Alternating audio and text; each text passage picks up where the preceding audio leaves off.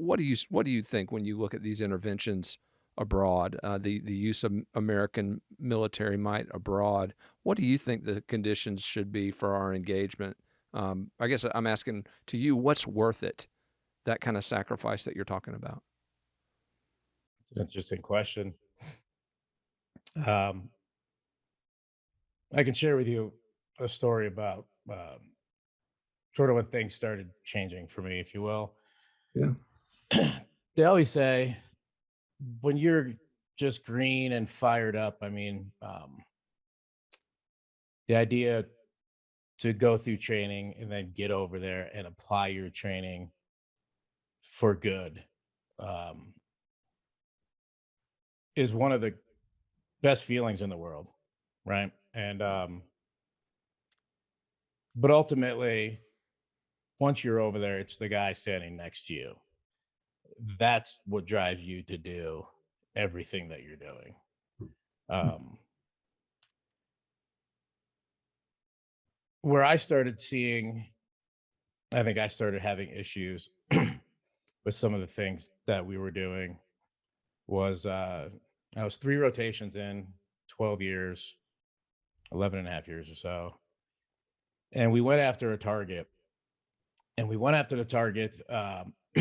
It was a shadow governor in Afghanistan. And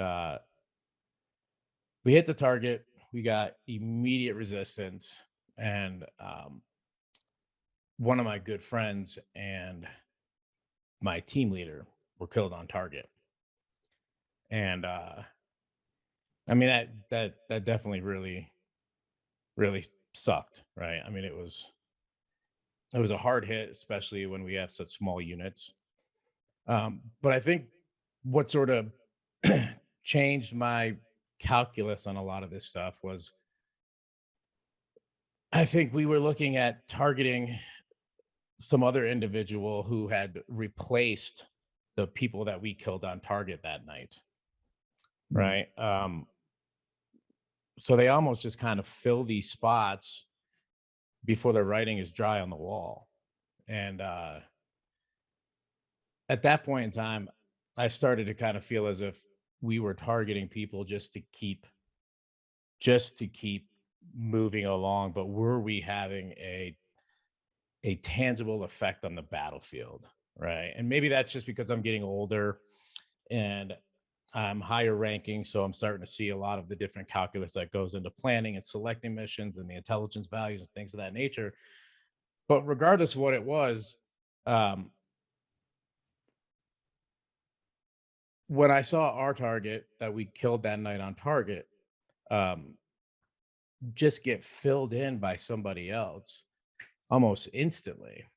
And now our target deck just added that person, right? But there's two wonderful children that I know that don't have their fathers anymore. I started to become a little bit more uh, circumspect about everything we were doing. And so, I guess to answer your question, if I was to bring that over sort of into the question that you asked, which was about the intervention. Look, I don't. I wanted nothing more than for our boys and girls to get out of Afghanistan pronto. Period. Full stop.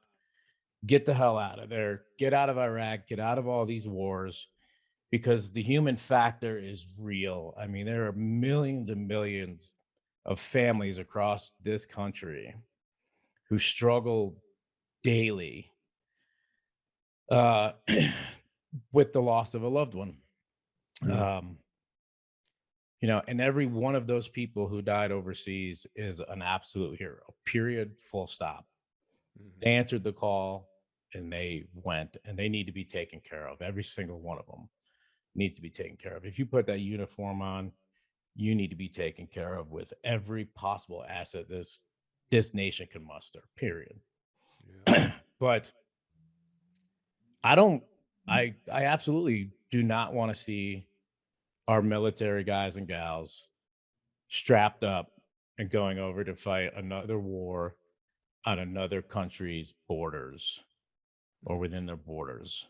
Um, No, absolutely don't, and I understand if people want to do contracts over there and go and support the government and do it, but that's them choosing that themselves. Right.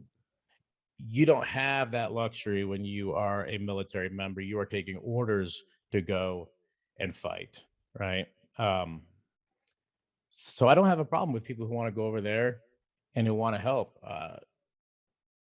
But it's also very dangerous. I think it's very dangerous. I think the most dangerous part of this Russia and Ukraine thing right now is you can't figure out what's true. Mhm. I mean, the misinformation and disinformation that's coming out on social media, in the general media, and the mainstream media, I mean, it's night and day. I mean, you Mhm. can hear one story and then 2 days later find out everything that you thought was true was completely false. And Mhm. so when you start talking about nuclear armed countries, and you start talking about some stupid lie being able to propagate completely across the globe, I mean, you got to wonder, you got to hope that there are back channel lines of communication to work this stuff out. And so I just hope that that continues to be the case because this kind of thing can escalate rather quickly.